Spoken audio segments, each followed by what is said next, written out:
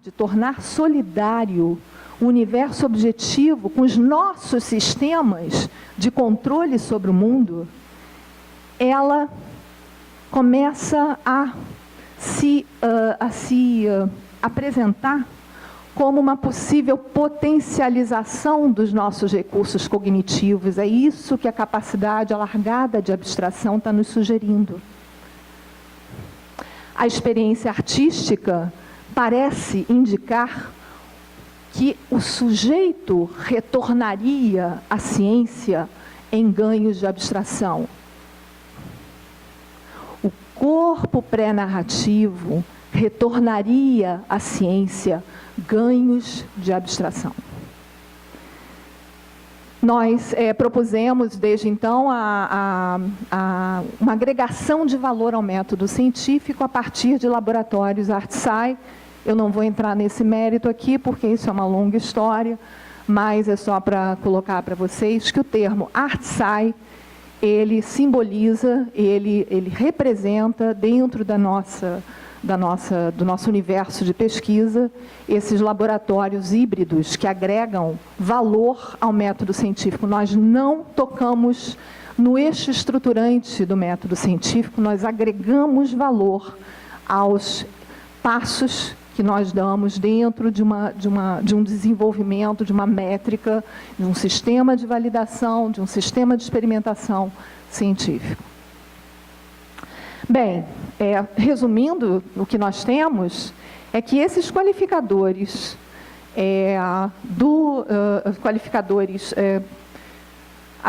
emocionais, afetivos, cognitivos, que estão presentes nas nossas experiências em geral e estão presentes na ciência, eles, com exceção da análise, todos eles se revelaram nos nossos estudos, como é que se diz, favorecidos pelo tratamento artístico dentro do paradigma ArtSci.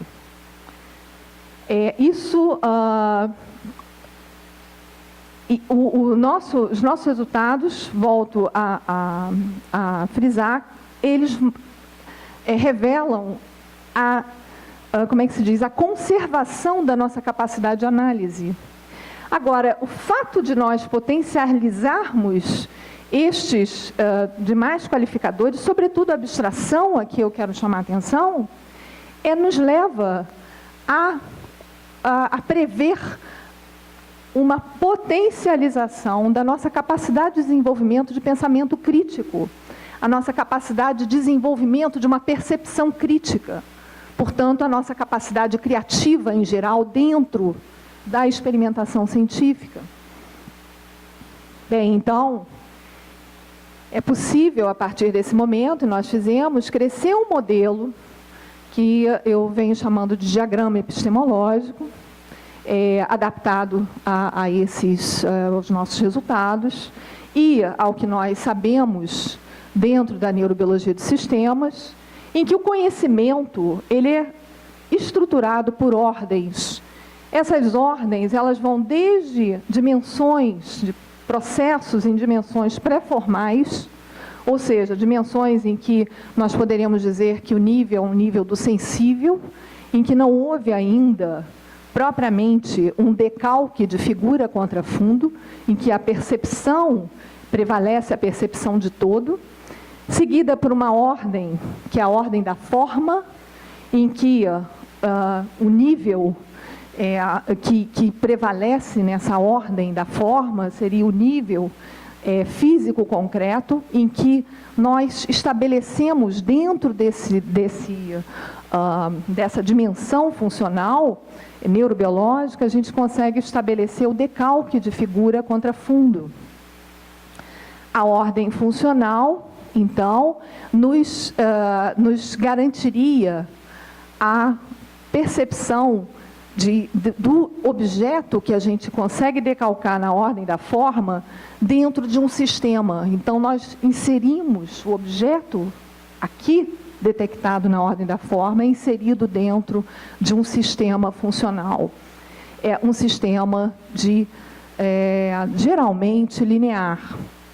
Então, é como se nós tivéssemos aqui aqui uma visualização dos objetos dentro de uma estrutura de rede, e aqui, nessa tentativa de descrição metafórica, a gente pegasse um fio dessa rede, né, um elemento linear dessa rede, e estabelecesse uma sequência de causas e efeitos. E, finalmente, a ordem formalizadora, que é a ordem narrativa. Essas ordens aqui, elas acontecem, nós sabemos disso dentro da neurobiologia, da cognição e do comportamento, e dentro de uma visão neurobiológica sistêmica, que essas ordens aqui, elas prescindem da narrativa. Nós somos capazes de sentir, de alguma forma, apreender e nos comportar sem que essa ordem aqui tenha agido ainda, tenha se expressado. Portanto, o que eu estou querendo dizer? Que nós funcionamos dentro de um modo pré-narrativo, pré-codificado, que tem uma certa autonomia muito relevante, muito importante, eu diria prevalente, sobre a ordem formalizadora, sobre essa ordem narrativa, que nos permite compartilhar, por exemplo, o conhecimento científico, para colocar a coisa dentro da ciência. Mas, basicamente, nos permite nos relacionar narrativamente, nos permite organizar as nossas formas de conhecimento, que são baseadas nos nossos processos racionais. E aí, claro, destacadamente, o conhecimento do tipo científico. Bem, então nós vamos dos níveis de ordem subjetivo, sensível, inefável, até o racional, o codificado, o narrativo abstrato. Podemos dizer que aqui nós temos níveis de abstração, nós alcançamos níveis de abstração máximos. E aqui os níveis de sensibilidade pré-narrativa mais viscerais. Os processos que predominam aqui, nesse polo, seriam processos do sensível, e que aqui estão sendo referidos como estreses, e aqui nesse outro polo, o polo mais abstrato, seriam os processos produtores das nossas imagens, seriam os processos imagéticos. E aí eu vou dar um salto, basicamente, nós temos a ciência associada às ordens formalizadoras do conhecimento, a arte associada a ordens pré-formalizadoras do conhecimento.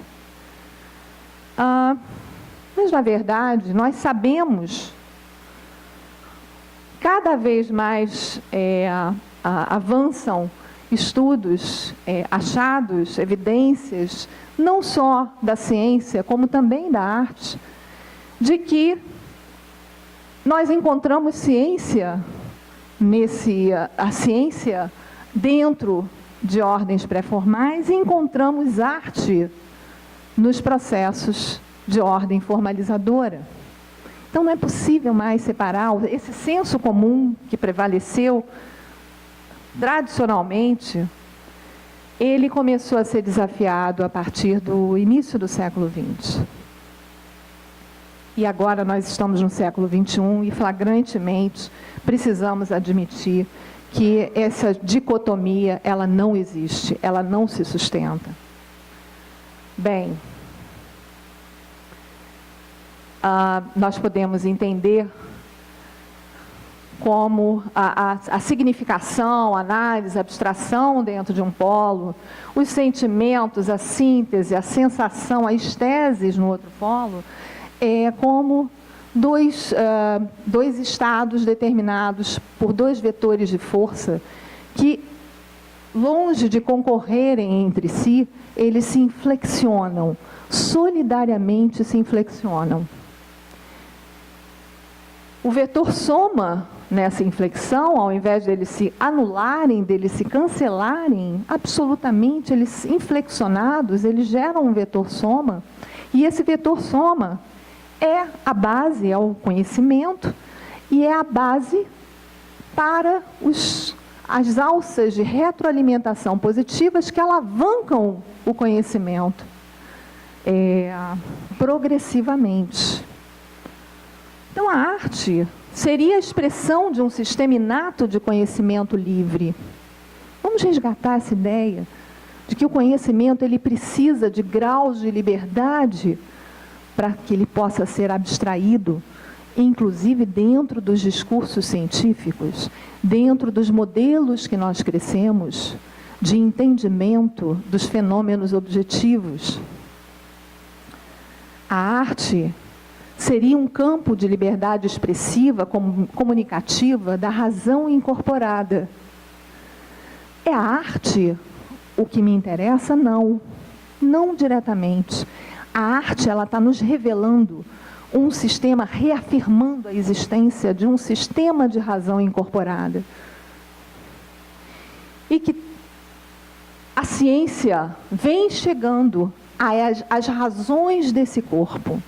Eu coloquei para vocês que naquelas 3 ordens que antecipam, ou melhor, que se somam à ordem narrativa, ali eu não quero que vocês entendam aquilo como uma sequência, nem tão pouco como uma hierarquia, né, o diagrama epistemológico, mas é importante a gente lembrar que as razões do corpo estão nas ordens não narrativas.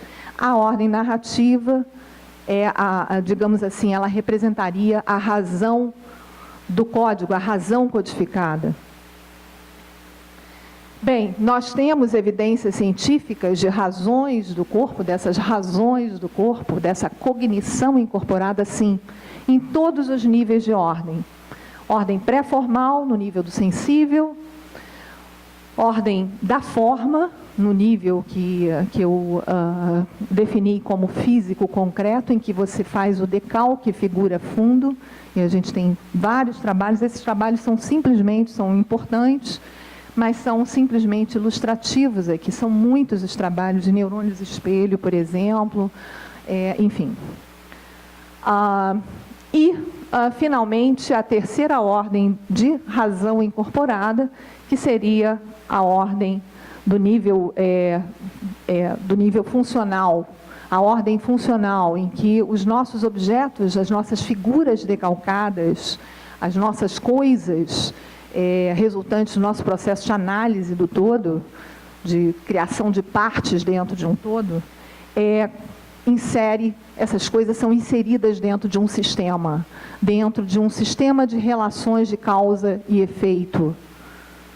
São sistemas absolutamente necessários para a organização do pensamento científico e para a nossa relação com aspectos físicos do mundo, com pedaços das ocorrências físicas do mundo. Bem, concluindo, é possível entender o sensível como um nuclear para a razão, sim. O sensível é nuclear da razão.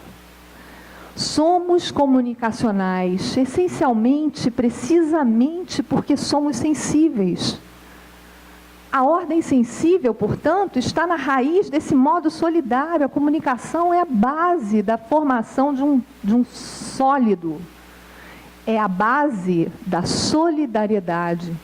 É a base de reconhecimento que nós temos para percebermos o que nós temos em comum, para além daquilo que possa representar as nossas diferenças. A abertura da ciência à pesquisa transdisciplinar, portanto, é uma expressão de cultura solidária. Então, para que nós possamos definitivamente nos abrir sem censura, sem repressão, para para pesquisas transdisciplinares, para modos transdisciplinares de pensar, é necessário mudarmos a nossa cultura, é necessário instalarmos dentro da ciência um modo solidário. A cultura solidária é a expressão da nossa natureza. E a nossa natureza é o caminho inescapável para o entendimento da natureza pela ciência, sem o que perdemos na capacidade de abstrair, perdemos na capacidade de imaginar. É isso que os nossos dados vêm apontando. Queria agradecer a presença de vocês e agradecer a oportunidade de estar aqui mais uma vez ao Mércio. Obrigada.